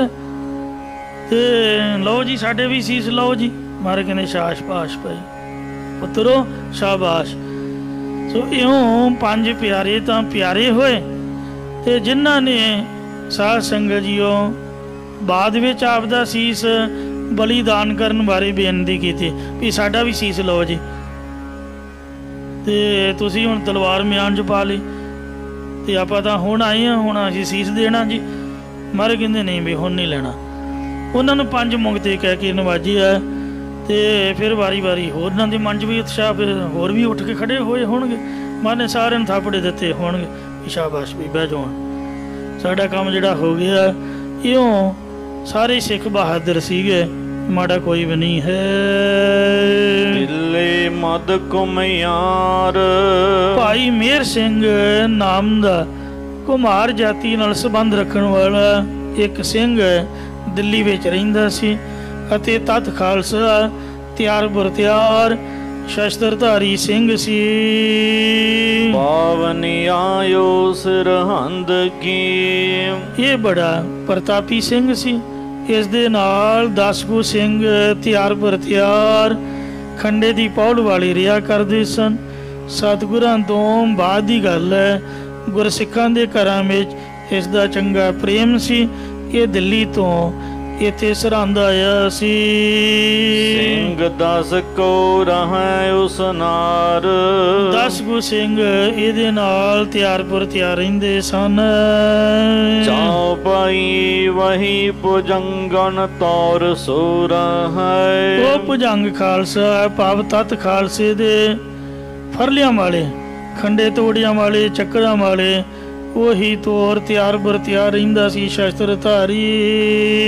ਹਰ ਮਈਨ ਗੰਗੂ ਸਾਹੀਨ ਸੋਖ ਹੈ। ਰਾਮ ਰਾਈਏ ਗੰਗੂ ਸ਼ਾਹੀਏ ਤੇ ਤੀਰ ਮਲੀ ਆਦਿਕੇ ਦੇ ਨਾਲ ਖਿੰਦਾ ਸੀ। ਉਹ ਤਤ ਖਾਲਸਾ ਸੀ। ਇਹਨਾਂ ਦੀ ਉਹ ਪਰਵਾਹ ਨਹੀਂ ਸੀ ਕਰਦਾ। ਇਹਨਾਂ ਮੀਣੀਆਂ ਮਸੰਦਾਂ ਨੂੰ ਉਹ ਪ੍ਰਚਾਰ ਨਹੀਂ ਸੀ ਕਰਨ ਦਿੰਦਾ। ਸਾਧ ਜੋੜੀ ਕੇ ਰਬਾਬ ਵਜਾਵੇ। ਇਹ ਗੁਰੂ ਕਾ ਸਿੱਖ ਹੋਣ ਕਰਕੇ ਅੰਮ੍ਰਿਤ ਵੇਲੇ ਰਬਾਬ ਨਾਲ ਜੋੜੀ ਵਜਾ ਕੇ ਆਸਾ ਦੀ ਵਾਰ ਦਾ ਕੀਰਤਨ ਕਰਦਾ ਹੁੰਦਾ ਸੀ। 4 ਵਕਤ ਸ਼ਬਦ ਗੁਰ ਕੇ ਗਾਵੇ। 4 ਸਮੇਂ ਅੰਮ੍ਰਿਤ ਵੇਲੇ ਗੁਰਬਾਣੀ ਦਾ ਜਾਪ ਕਰਦੇ, ਸ਼ਬਦ ਬਾਣੀ ਪੜ੍ਹਦੇ, ਬਿਲਾਵਲ ਦੀ ਚੌਂਕੀ ਲਾਉਂਦੇ, ਫਿਰ ਜਪ ਜਾਪ ਦਾ ਪਾਠ ਕਰਦੇ, ਫਿਰ ਪਿਛਲੇ ਪੈਰ ਸੋਧ ਰਹਿ ਰਸ ਦਾ ਪਾਠ ਹੁੰਦਾ। ਉਸ ਤੋਂ ਬਾਅਦ ਆਰਤੀ ਆਰਤਾ ਕੀਰਤਨ ਸੋਹਿਲੇ ਦਾ ਪਾਠ ਕਰਦੇ। ਭਾਵ ਸਿੰਘਾਂ ਦੀ ਇਹ ਮਰਿਆਦਾ ਹੈ ਕਿ ਜਿੱਥੇ 5-10 ਸਿੰਘ ਰਹਿੰਦੇ ਹੋਣ, ਉੱਥੇ ਕਥਾ ਕੀਰਤਨ ਹੁੰਦਾ ਰਹੇ। ਗੁਰੂ ਕੀਆਂ ਬਾਣੀਆਂ, ਗੁਰੂ ਕੇ ਇਤਿਹਾਸ ਪੜ੍ਹਦੇ ਸੁਣਦੇ ਰਹਿਣਾ ਚਾਹੀਦਾ ਤਾਂ ਕਿ ਸਿੱਖੀ ਦਾ ਪ੍ਰਕਾਸ਼ ਰਹੇ। ਭਾਈ ਮੇਹਰ ਸਿੰਘ ਚਾਰੇ ਟਾਈਮ ਨਿਤਨੇਮ ਦਾ ਪੱਕਾ ਸੀ ਤੇ ਸ਼ਬਦ ਕੀਰਤਨ ਕਰਦਾ ਹੁੰਦਾ ਸੀ। ਕਰੇ ਅਰਦਾਸ ਗੁਰੂ ਫਤਿਹ ਬੁਲਾਵੇ। ਅਰਦਾਸ ਕਰਨੀ ਦੀ ਉੱਚੀ ਸੁਰ ਵਿੱਚ ਵਾਹਿਗੁਰੂ ਜੀ ਕਾ ਖਾਲਸਾ ਵਾਹਿਗੁਰੂ ਜੀ ਕੀ ਫਤਿਹ ਬੁਲਾਉਂਦਾ ਸੀ। ਵਾਹਿਗੁਰੂ ਬੋਲ ਸੋ ਜਾਪ ਜਪਾਵੇ। ਜਦੋਂ ਪ੍ਰਸ਼ਾਦ ਵਰਤਦਾ ਹੈ ਤਾਂ ਵਾਹਿਗੁਰੂ ਦਾ ਜਾਪ ਕਰਦੇ ਨੇ ਸਿੰਘ। ਸੰਗਤ ਵਿੱਚ ਬੈਠ ਕੇ ਸਤਿਨਾਮ ਵਾਹਿਗੁਰੂ ਦਾ ਜਾਪ ਕਰਵਾਉਂਦਾ ਸੀ। ਜਨ ਨਾਨਕ ਧੂੜ ਮੰਗੈ ਤਿਸ ਗੁਰ ਸਿੱਖ ਕੀ ਜਵਾਬ ਜਪੈ ਅਬ ਰਹਿ ਨਾਮ ਜਪਾਵੇ। ਹੱਥ ਸੋਟਾਂ ਗਲ ਰੱਖੈ ਤਲਵਾਰ। ਇਹ ਗੁਰਸਿੱਖਾਂ ਦੀ ਰਹੁਰੀ ਦੱਸਦੇ ਨੇ ਕਿ ਹੱਥ ਵਿੱਚ ਸੋਟਾ ਸਲੋਤਰ ਰੱਖਣਾ। ਸੋਟਾ ਵੀ ਇੱਕ ਬਹੁਤ ਬੜਾ ਹਥਿਆਰ ਹੈ। ਕਿਰਪਾਲ ਕੋਪੀਆਂ ਕੁੱਤ ਕੋ ਸੰਭਾਰੀ ਤੇ ਹਯਾਤ ਖਾਨ ਕੇ ਸੀਸ ਚਾਰੀ। ਉਠੋ ਸ਼ਿਸ਼ੰ ਕੱਢਾ ਮੇ ਜੋਰੰ ਮਨੋ ਮਾਖਨੰ ਮਟਕੀ ਖਾਨ ਫੋਰੰ। ਬਚਿੱਤਰ ਨਾਨਕ ਦੇ ਵਿੱਚ ਕਿਰਪਾਲ ਦਾਸ ਉਦਾਸੀ ਮਹੰਤ ਦਾ ਕਲਗੀਆਂ ਵਾਲੇ ਪਾਤਸ਼ਾਹ ਗੁਰੂ ਗੋਬਿੰਦ ਸਿੰਘ ਨੇ ਯੁੱਧ ਲਿਖਿਆ ਭੰਗਾਣੀ ਦਾ ਵੀ ਉਹਨੇ ਹਯਾਤ ਖਾਨ ਨਿਮਕ ਹਮਰਾਮੀ ਦੇ ਸਿਰ ਵਿੱਚ ਸੋਟਾ ਹੀ ਮਾਰ ਕੇ ਉਹਦਾ ਘੋਗਾ ਚਿੱਤ ਕੀਤਾ ਸੀਗਾ। ਮੜਕੀ ਦੀ ਤਰ੍ਹਾਂ ਉਹਦਾ ਸਿਰ ਸੋਟੇ ਨਾਲ ਹੀ ਮੰਨਿਆ ਸੀ। ਜ਼ਰੂਰੀ ਨਹੀਂ ਵੀ ਬੰਦੂਕ ਜਾਂ ਪਿਸਤੌਲ ਚਾਹੀਦਾ, ਸੋਟਾ ਵੀ ਬੜਾ ਵੱਡਾ ਹਥਿਆਰ ਹੈ। ਤੇ ਇਸ ਲਈ ਜਿਹੜੇ ਸਿੰਘ ਹੁੰਦੇ ਨੇ ਉਹ ਬਰਛੇ ਹੱਥ ਵਿੱਚ ਸੋਟੇ ਅਤੇ ਡਾਂਗਾ ਰੱਖਦੇ ਹਨ, ਜਿਸ ਕਰਕੇ ਪ੍ਰਭਾਵ ਬਣਿਆ ਰਹੇ। ਮਹਾਂਪੁਰਖ ਸੰਤ ਬਾਬਾ ਕੀਰਤਨ ਸਿੰਘ ਜੀ ਤਰਨਾ ਦਲ ਦੇ ਮੁਖੀ, ਆਨੰਦਪੁਰ ਸਾਹਿਬ ਸ਼ਹੀਦੀ ਬਾਗ, ਉਹਨਾਂ ਦੇ ਦਰਸ਼ਨ ਕਰਨ ਦਾ ਮੌਕਾ ਮਿਲਿਆ। ਆਨੰਦਪੁਰ ਸਾਹਿਬ ਦੀ ਜੋੜ ਮੇਲੇ ਹੋਲੇ ਮਹੱਲੇ ਤੇ ਉਹਨਾਂ ਨੇ ਬਚਨ ਕੀਤਾ, ਕਹਿੰਦੇ ਸਿੰਘੋ ਤੁਹਾਡੇ ਵਾਸਤੇ ਤਾਂ ਕਿਰਪਾਨਾਂ ਚਾਹੀਦੀਆਂ ਨੇ, ਤੇ ਜੇ ਕਿਰਪਾਨਾਂ ਨਹੀਂ ਤਾਂ ਛੋਟਾ ਮੋਟਾ ਸੋਟਾ ਹੀ ਫੜ ਲਓ। ਜੇ ਰਾਹ 'ਚ ਕੁੱਤਾ ਹੀ ਪੈ ਜਾਏ ਤੇ ਡਰ ਦੇ ਨਾਲ ਤਰਾ ਨਿਕਲ ਜਾਂਦੀ ਹੈ। ਕੁੱਤੇ ਨੂੰ ਡਰਾਉਣ ਵਾਸਤੇ ਮਾੜਾ ਮੋਟਾ ਸੋਟਾ ਤਾਂ ਰੱਖੋ। ਤੇ ਇਸ ਵਾਸਤੇ ਸੋਟਾ ਇੱਕ ਬਹੁਤ ਵਧੀਆ ਸ਼ਾਸਤਰ ਹੈ ਜੋ ਹਰੇਕ ਦੇ ਪਾਸ ਆ ਰਸਤੇ ਜਾਂਦਿਆਂ ਲੋਕ ਹਨੇਰੇ ਸਵੇਰੇ ਸੈਰ ਕਰਨ ਜਾਂਦੇ ਨੇ। ਛੋਟੇ ਮੋਟੇ ਡੰਡੇ ਉਹਦੇ ਨਾਲ ਕੁੱਤਿਆਂ ਬਿੱਲਿਆਂ ਤੋਂ ਰੱਖਿਆ ਹੁੰਦੀ ਹੈ। ਕੋਈ ਵਿਗੜਿਆ ਤਿਗੜਿਆ ਕੋਈ ਅੱਗੇ ਆ ਜਾਏ, ਕੋਈ ਘੇਰ ਲਏ, ਤਾਂ ਫਾਈਟ ਤਾਂ ਨਹੀਂ ਕਰਨਾ, ਪਰ ਥੋੜਾ ਬਹੁਤਾ ਪ੍ਰਭਾਵ ਤਾਂ ਹੋਣਾ ਚਾਹੀਦਾ। ਤਾਂ ਇਸ ਵਾਸਤੇ ਮਹਾਂਪੁਰਖ ਬਾਬਾ ਅਵਤਾਰ ਸਿੰਘ ਸਾਹਿਬ ਜੀ ਦਲ ਬਾਬਾ ਵਿਧੀ ਚੰਦ ਦੇ ਮੁਖੀ ਮਹਾਂਪੁਰਖ ਹਾਂਗਕਾਂਗ ਤੋਂ ਏਅਰਪੋਰਟ ਤੇ ਚੜਾਇਆ। ਮੈਂ ਕਿਹਾ ਬਾਬਾ ਜੀ ਆਹ ਤੁਸੀਂ ਨੇ ਸੋਟਾ ਫੜਿਆ ਹੋਇਆ। ਕਹਿੰਦੇ ਭਾਈ ਇਹ ਅਲਾਓ ਹੈ, ਮਤਲਬ ਜਹਾਜ਼ ਦੇ ਵਿੱਚ ਆਪਾਂ ਕਿਰਪਾਨ ਤਾਂ ਨਹੀਂ ਲਿਜਾ ਸਕਦੇ, ਤੇ ਸੋਟਾ ਤਾਂ ਪਾਸ ਕਰਾਇਆ ਹੋਇਆ, ਆਪਾਂ ਇਹ ਨਹੀਂ ਰੋਕਦੇ। ਮੈਂ ਕਹਿੰਦੇ ਰੋਕਣ ਨਾ, ਕਹਿੰਦੇ ਨਹੀਂ ਸੋਟਾ ਅਲਾਓ ਹੈ। ਤੇ ਛੋਟਾ ਜਿਹਾ ਵਧੀਆ ਕਿਸਮ ਦਾ ਉਹਨਾਂ ਹੱਥ 'ਚ, ਕਹਿੰਦੇ ਵੀ ਇਹ ਵੀ ਸ਼ਸਤਰ ਹੀ ਹੈ ਨਾ। ਸਰਦੀ ਨੂੰ ਜਿੱਥੇ ਕਿਰਪਾਨ ਨਾ ਜਾਏ ਉੱਥੇ ਛੋਟਾ ਹੀ ਠੀਕ ਹੈ। ਤੋ ਸ਼ਸਤਰਹੀਨ ਨਹੀਂ ਹੋਣਾ, ਇਹ ਵੀ ਸਭ ਤੋਂ ਵਧੀਆ ਸ਼ਸਤਰ ਹੈ। ਸ਼ਸਤਰਹੀਨ ਕਬੂ ਨਾ ਹੋਈ, ਰਹਿਤਮੰਦ ਹੈ ਖਾਲਸ ਹੋਈ। ਤੋ ਇਸ ਲਈ ਸਲੋਤਰ ਰੱਖਦੇ ਨੇ ਗੁਰਮੁਖ। ਸਵਾ ਹੱਥ ਦਾ ਤਾਂ ਜ਼ਰੂਰ ਕਹਿੰਦੇ ਰੱਖਣਾ ਚਾਹੀਦਾ। ਯੁੱਧ ਵਾਸਤੇ ਫਿਰ ਵੱਡਾ ਰੱਖਣਾ ਪੈਂਦਾ। ਜੰਗੀ ਸਲੋਤਰ ਚੰਗਾ, ਜਿਹੜਾ ਮਤੀਰੇ ਵਰਗਾ ਹੋਵੇ, ਜਿਹਨੂੰ ਤਲਵਾਰ ਨਾ ਕੱਟ ਸਕਦੀ ਹੋਵੇ, ਐਸਾ ਜ਼ਬਰਦਸਤ ਸਲੋਤਰ ਰੱਖੇ ਜੇ ਤਲਵਾਰ ਤੇ ਵੱਜੇ ਤਾਂ 2 ਟੁਕੜੇ ਕਰ ਦੇਵੇ। ਇੰਨਾ ਜ਼ਬਰਦਸਤ ਹੁੰਦਾ, ਤਲਵਾਰ ਦੇ 2 ਟੋਟੇ ਹੋ ਜਾਂਦੇ। ਜਿਹੜੀ ਫੁਲਾਦੀ ਤਲਵਾਰ ਹੈ ਇਹ ਜੇ ਤਲਵਾਰ ਤੇ ਵੱਜੇ ਜਾਂ ਸੋਟੇ ਤੇ ਵੱਜੇ ਤੇ ਝਾਟੀ ਕੱਚ ਦੀ ਤਰ੍ਹਾਂ 2 ਟੋਟੇ ਹੋ ਜਾਂਦੀ ਹੈ। ਜੇ ਸਿਰ 'ਚ ਵੱਜੇ ਤੇ ਖੋਪਰ ਸਣੇ ਟੋਪ ਦੇ ਸਿਰ ਦੋਵੇਂ ਹੀ ਲਾ ਕੇ ਰੱਖ ਦਿੰਦੇ। ਤੋ ਇਸ ਤਰ੍ਹਾਂ ਇੱਕ ਵਾਰ ਕਲਗੀਧਰ ਗੁਰੂ ਗੋਬਿੰਦ ਸਿੰਘ ਮਹਾਰਾਜ ਨੇ ਸਲੋਤਰ ਦਾ ਸਲੋਤਰ ਹੀ ਹੈ। ਜਿੱਥੇ ਗੁਰਦੁਆਰਾ ਦਾਤਨਸਰ ਸਾਹਿਬ ਹੈ ਮੁਕਤਸਰ ਸਾਹਿਬ, ਇੱਕ ਤੁਰਕ ਇੱਕ ਮੁਸਲਮਾਨ ਸਿਰ ਫਿਰਿਆ गुरु जी जंगल गए, महाराज जंगल गए ते जंगल तां कल्ले ही जाना सीगा। ਉਹ 25 ਸਿੱਖਾਂ ਦਾ ਪਹਿਰਾ ਹੁੰਦਾ ਸੀ ਤੇ ਉਦੋਂ ਕਿਹੜਾ ਵੱਡੀ ਸ੍ਰੀ ਸਾਹਿਬ ਨਾਲ ਰੱਖਣੀ ਹੈ, ਨਿੱਕੀ ਸੀਸ 'ਚ ਹੋਊਗੀ। ਉਹ ਐਡਾ ਕਮਲਾ ਤੇ ਉਹਨੇ ਬਸ਼ਰਮੀ ਦੀ ਹੱਦ ਕਰ ਦਿੱਤੀ। ਗੁਰੂ ਸਾਹਿਬ ਜੀ ਜੰਗਲ ਨੇ ਤੇ ਉਹਨੇ ਆ ਕੇ ਹਮਲਾ ਕਰ ਦਿੱਤਾ ਜੀ। ਨਾ ਕੋਈ ਸਿੰਘ ਕੋਲ, ਨਾ ਕੋਈ ਕਿਰਪਾਨ, ਨਾ ਕੋਈ ਸੋਟਾ, ਹੱਥ ਵੀ ਖਾਲੀ ਤੇ ਸ਼ਸਤਰ ਉਹ ਜਿਹੜਾ ਲੋੜ ਤੇ ਹੈ, ਲੋੜ ਪੈਣ ਦੇ ਕੰਮ ਆਵੇ। ਮਹਾਰਾਜ ਨੇ ਵੇਖਿਆ ਵੀ ਇਹ ਤਾਂ ਸਿਰ ਫਿਰਿਆ, ਵੇਖੋ ਕੀ ਕਰਨ ਲੱਗਾ। ਗੁਰੂ ਜੀ ਨੂੰ ਹੋਰ ਕੁਝ ਨਹੀਂ ਸੁਝਿਆ। ਉਹ ਸਰਬਲੋਹ ਦਾ ਮਹਾਰਾਜ ਨੇ ਕਰਮੰਡਲ ਫੜਿਆ ਹੋਇਆ ਸੀਗਾ, ਉਹ ਪਾਣੀ ਵਾਲਾ ਸਰਬਲੋਹ ਦਾ ਸੀ, ਬੜਾ ਮੋਟਾ।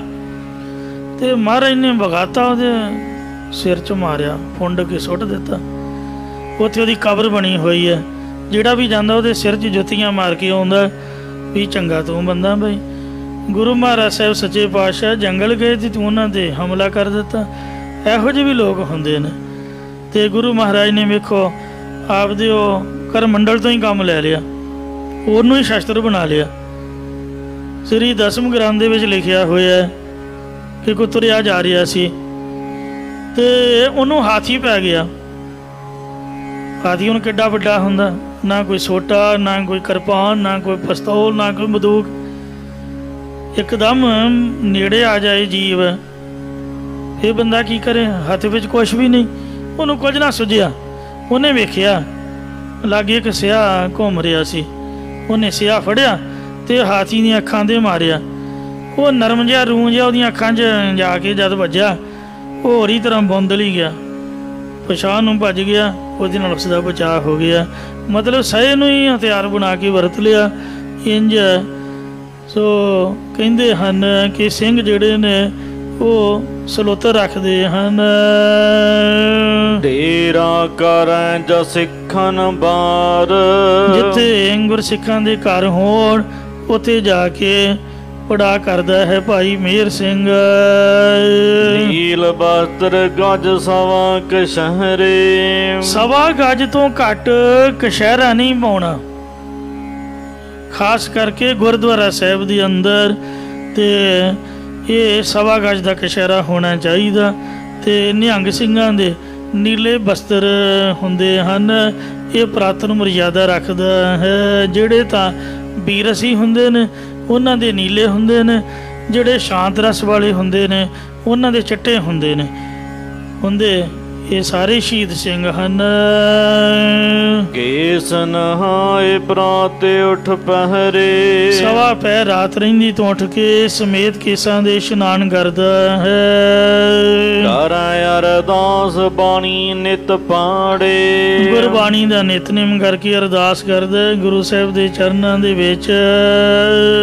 ਦੋ ਗ੍ਰਹਿ ਸੁਚੇਤ ਨ ਕਿਸੇ ਤੇ ਡਰੈ, ਸੁਚੇਤ ਸਾਵਧਾਨ ਰਹਿੰਦਾ ਹੈ ਹਰ ਕਿਸੇ ਮੁਗਲ ਚੁਗਲ ਤੋਂ ਡਰਦਾ ਨਹੀਂ ਹੈ।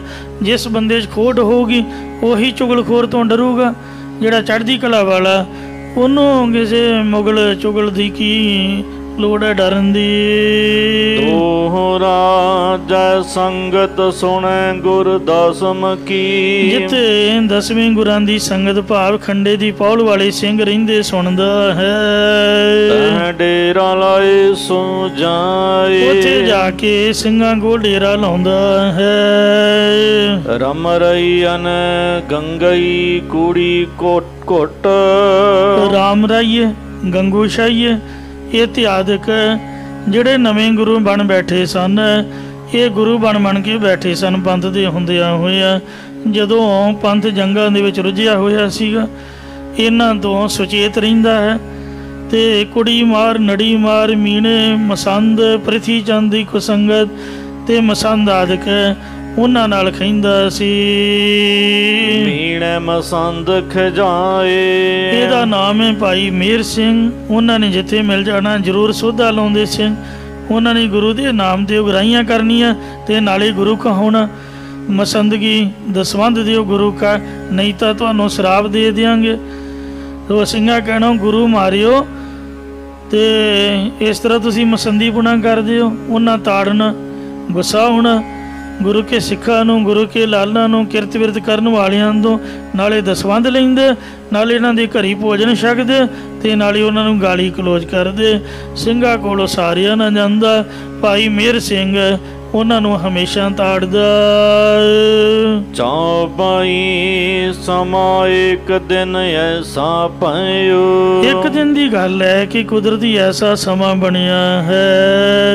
ਗੰਗੂ ਗੰਗੂ ਦਾਸੀਆਂ ਕੋ ਤਾਂ ਡੇਰਾ ਪੀ ਆਇਓ। ਜਿੱਥੇ ਭਾਈ ਮੇਹਰ ਸਿੰਘ ਦਿੱਲੀ ਵਾਲਾ ਉਤਰਿਆ ਸੀ, ਉੱਥੇ ਹੀ ਨਗਰ ਵਿੱਚ ਗੰਗੂ ਸ਼ਾਹੀਆਂ ਦਾ ਵੀ ਡੇਰਾ ਉਤਰਿਆ। ਖੜਗ ਸਿੰਘ ਗੁਰ ਬੜੋ ਅਖਾਵੈ। ਗੰਗੂ ਸ਼ਾਹੀਆਂ ਵਿੱਚ ਉਸ ਵਕਤ ਖੜਗ ਸਿੰਘ ਸੀ। ਉਹ ਆਪਣੇ ਆਪ ਨੂੰ ਵੱਡਾ ਗੁਰੂ ਕਹਾਉਂਦਾ ਸੀ ਕਿ ਮੈਂ ਹੀ ਹੁਣ ਗੁਰੂ ਹਾਂ।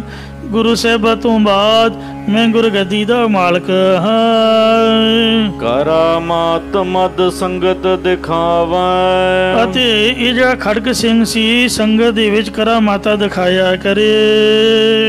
ਬਸੀ ਗੋਤ ਮੰਜੀ ਜਿਨ ਕੋਲ। ਇਹਨਾਂ ਦੀ ਗੋਤ ਸੀ ਬਸੀ, ਮੰਜੀ ਮਿਲੀ ਹੋਈ ਸੀ ਇਹਨਾਂ ਦੇ ਕਿਸੇ ਬਜ਼ੁਰਗ ਨੂੰ। ਤੋ ਗੁਰੂ ਜਿਨ੍ਹਾਂ ਦੇ ਟੱਪਲੇ ਚੇਲੇ ਜਾਣ ਛੜਾਪ ਸਾਡੇ ਵਡੇਰਿਆਂ ਨੂੰ ਆਖੇ ਜੀ ਮੰਜੀ ਮਿਲੀ ਸੀ। ਕੋਈ ਪੁੱਛੇ ਇਹਨਾਂ ਨੂੰ, ਤੈਨੂੰ ਤਾਂ ਨਹੀਂ ਨਾ ਮਿਲੀ ਸੀ, ਵੱਡੇ ਨੂੰ ਹੀ ਮਿਲੀ ਸੀ ਨਾ। ਤੋ ਐਸੇ ਸਿੱਖਾਂ ਨੇ ਗੁਰੂ ਕਹਾਇਆ ਉਸ ਟਾਈਮ ਜਦੋਂ ਖਾਲਸੇ ਦੀ ਬਿਪਤਾ ਬਣੀ ਹੋਈ ਸੀ। ਗੁਰੂ ਅਮਰਦਾਸ ਉਨ ਕੋ ਦਈ ਬੋਲ। ਗੁਰੂ ਅਮਰਦਾਸ ਜੀ ਨੇ ਇਹਨਾਂ ਨੂੰ ਮੰਜੀ ਦਿੱਤੀ ਹੋਈ ਸੀ ਇਹਨਾਂ ਦੀ ਬੰਸ ਵਿੱਚ। ਟਹਿਲ ਬਾਬਲੀ ਉਨ ਕੁਛ ਕਾਈ। ਉਹਨਾਂ ਬਜ਼ੁਰਗਾਂ ਨੇ ਗੋਇੰਦਵਾਲ ਵਿਖੇ ਸ੍ਰੀ ਬੌਲੀ ਸਾਹਿਬ ਦੀ ਕੋਈ ਸੇਵਾ ਕੀਤੀ ਸੀਗੀ ਗੁਰੂ ਅਮਰਦਾਸ ਜੀ ਦੀ ਹਜ਼ੂਰੀ ਵਿੱਚ। ਜਿਨ੍ਹਾਂ ਸੇਵਾ ਕੀਤੀ ਤੇ ਉਹਨਾਂ ਨੂੰ ਮੰਜੀ ਮਿਲ ਗਈ। ਜਿਹੜੇ ਬਾਅਦ ਵਾਲੇ ਸੀ ਪੂਜਾ ਕਰਾਉਣ ਵਾਲੇ, ਉਹ ਕੋਈ ਮੰਜੀ ਦੇ ਹੱਕਦਾਰ ਥੋੜ੍ਹੇ ਹੁੰਦੇ ਨੇ ਜੇ ਰਹਿਤ ਨਹੀਂ ਹੈ, ਬਾਣੀ ਦਾ ਪਾਠ ਨਹੀਂ ਹੈ। ਤੈਨ ਏਮ ਕਰਿਉਨ ਪਰ ਕਿਰਪਾ ਥੀ ਪਾਈ। ਇਸ ਤਰ੍ਹਾਂ ਕਰਕੇ ਉਹਨਾਂ ਦੇ ਗੁਰੂ ਮਹਾਰਾਜ ਦੀ ਕਿਰਪਾ ਹੋਈ ਸੀ ਤੇ ਸੇਵਾ ਤੋਂ ਪ੍ਰਸੰਨ ਹੋ ਕੇ ਇਹਨਾਂ ਦੇ ਵਡਾਰੂ ਨੂੰ ਮੰਜੀ ਦੀ ਬਖਸ਼ਿਸ਼ ਹੋਈ ਸੀ।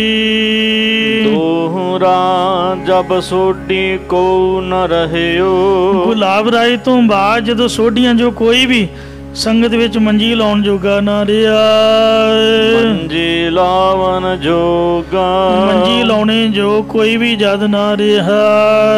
ਸਿੱਖਾ ਸੰਗਤ ਰੰਡੀ ਕਹੈ। ਇਹੋ ਜਿਹੇ ਵਿਗੜੇ ਲੋਕ ਜਿਹੜੇ ਸਨ ਜਿਨ੍ਹਾਂ ਦੇ ਵੱਡ ਵਡੇਰਿਆਂ ਨੂੰ ਸਿੱਖੀ ਮਿਲੀ ਸੀ, ਉਹ ਕਹਿੰਦੇ ਆਖੇ ਜੀ ਹੁਣ ਕੋਈ ਨਹੀਂ ਹੈ ਗੁਰੂ ਤੋਂ ਬਗੈਰ ਤਾਂ ਸਿੱਖ ਸੰਗਤ ਰੰਡੀ ਹੈ ਜੀ। ਇਸ ਤਰ੍ਹਾਂ ਦੀਆਂ ਬਾਤਾਂ ਉਹ ਮਾਰਦੇ ਸੀਗੇ। ਘੇਰ ਲਾਏ ਉਹਨਾਂ ਲੋਕਾਂ। ਇਹੋ ਜਿਹੀਆਂ ਗੱਲਾਂ ਕਰਕੇ ਘੇਰ ਘੇਰ ਕੇ ਲੋਕਾਂ ਨੂੰ ਆਪਣੇ ਮਗਰ ਲਾਉਂਦੇ ਸੀਗੇ ਜਿਹੜੇ ਗੁਰੂ ਕੀ ਸੰਗਤ ਨੂੰ। ਚੌਪਾਈ ਬਿਨ ਗੁਰ ਸੰਗਤ ਰੰਡੀ ਬਤਾਵੈ। ਸੰਗਤ ਨੂੰ ਰੰਡੀ ਬੋਲਦੇ ਸੀ ਗੁਰੂ ਤੋਂ ਬਗੈਰ। ਯੋਂ ਕਹਿ ਵੱਲ ਆਪਨ ਪਰਮਾਵੈ। ਇਸ ਤਰ੍ਹਾਂ ਕਹਿ ਕੇ ਸੰਗਤ ਨੂੰ ਆਪਣੇ ਵੱਲ ਭਰਮਾ ਲਿਆ ਕਰਦੇ ਸਨ, ਮਗਰ ਲਾ ਲਿਆ ਕਰਦੇ ਸਨ। ਰਿੱਧ ਸਿੱਧ ਦੁੱਧ ਪੁੱਤ ਪੀ ਦੇਵਾ। ਉਹਨਾਂ 'ਚ ਕਰਾਮਾਤਾਂ ਹੋਣ ਕਰਕੇ ਸੰਗਤਾਂ ਨੂੰ ਜੇ ਕੋਈ ਦੁੱਧ ਮੰਗਦਾ ਦੁੱਧ, ਜੇ ਕੋਈ ਪੁੱਤ ਮੰਗਦਾ ਪੁੱਤਰ ਦਾ ਵਰਦਾਨ ਵੀ ਦਿੰਦੇ ਸੀ, ਕਿਉਂਕਿ ਮਹਾਰਾਜ ਦਾ ਬਚਨ ਸੂ ਹੋਇਆ ਸੀ। ਪਰ ਰਹਿਤ ਇਹਨਾਂ ਦੀ ਵਿਗੜੀ ਹੋਈ ਸੀ। ਤੋੜ ਖਾਲਸੇ ਸੋ ਆਪ ਪਰਮੇਵਾ। ਤਤ ਖਾਲਸੇ ਨੂੰ ਤੋੜ ਕੇ ਸੰਗਤ ਨੂੰ ਭਰਮਾ ਕੇ ਆਪਣੇ ਮਗਰ ਲਾਉਂਦੇ ਸੀ। ਆਪੇ ਬਣੇ ਪਖੰਡੀ ਗੁਰੂ ਸੀਗੇ। ਸ਼ੁਰੂ ਤੋਂ ਇਹ ਕੰਮ ਚੱਲਦਾ ਰਿਹਾ ਤੇ ਖਾਲਸੇ ਨੇ ਇਹਨਾਂ ਨੂੰ ਹਮੇਸ਼ਾ ਹੀ ਰੋਕਣਾ ਹੈ, ਰੋਕਦਾ ਆਇਆ ਹੈ। ਔਰ ਗੁਰੂ ਗ੍ਰੰਥ ਸਾਹਿਬ ਤੋਂ ਬਿਨਾਂ ਜਾਗਤ ਜੋਤ ਜਪੈ ਨਿਸਬਾਸੁਰ ਏਕ ਬਿਨਾ ਮਨ ਨੈਕ ਨ ਅੰਨ। ਪੂਰਨ ਪ੍ਰੇਮ ਵਰਤੀਤ ਸਜੈ ਬ੍ਰਤ ਗੋਰ ਮੜੀ ਮਟ ਭੂਲ ਨਾ ਮਨ। ਖਾਲਸਾ ਇਹਨਾਂ ਬਚਨਾਂ ਤੇ ਚੱਲਦਾ, ਦੂਜਿਆਂ ਨੂੰ ਪ੍ਰੇਰਦਾ ਹੈ। ਭਾਈ ਗੁਰੂ ਗ੍ਰੰਥ ਸਾਹਿਬ ਨੂੰ ਗੁਰੂ ਮੰਨੋ, ਇਹਨਾਂ ਲੋਕਾਂ ਦਾ ਖਹਿੜਾ ਛੱਡੋ। ਜੇ ਕੁਛ ਤੁਹਾਨੂੰ ਚਾਹੀਦਾ ਹੈ ਸਤਿਗੁਰੂ ਜੀ ਕਿਰਪਾ ਕਰਨ, ਭੁੱਲਾਂ ਚੁੱਕਾ ਖਿਮਾ ਕਰੋ, ਅੱਗੇ ਦੋ ਸਮਤ ਬਖਸ਼ੋ। ਰਿੱਧ ਸਿੱਧ ਦੁੱਧ ਪੁੱਤ ਪੀ ਦੇਵਾ। ਤੋੜ ਖਾਲਸੇ ਸੋ ਆਪ ਪਰਮੇਵਾ। ਵਾਹਿਗੁਰੂ ਜੀ ਕਾ ਖਾਲਸਾ ਵਾਹਿਗੁਰੂ ਜੀ ਕੀ